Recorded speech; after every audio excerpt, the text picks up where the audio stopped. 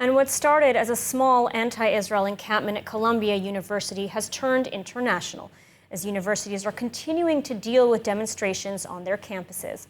So far, police have arrested some 2,000 protesters, and a new report indicates these encampments have been expertly planned for months by special interest groups. The details in the following report. Universities in the United States continue to grapple with anti-Israel encampments as so-called pro-Palestinian protests spread internationally to universities in Canada, Australia, the UK, and Europe. Police across the United States arrested hundreds of protesters over the weekend and cleared anti-Israel encampments from college campuses in an attempt to restore order nationwide. So far, around 2,000 protesters have been arrested from coast to coast.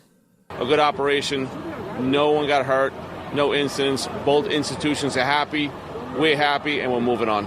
And while some universities took a hardline approach, calling in the police to remove the encampments, others, such as Northwestern University, Brown University, and Rutgers University, caved and negotiated with the protesters, giving in to some of their demands that would see the students and faculty who participated evade any disciplinary action.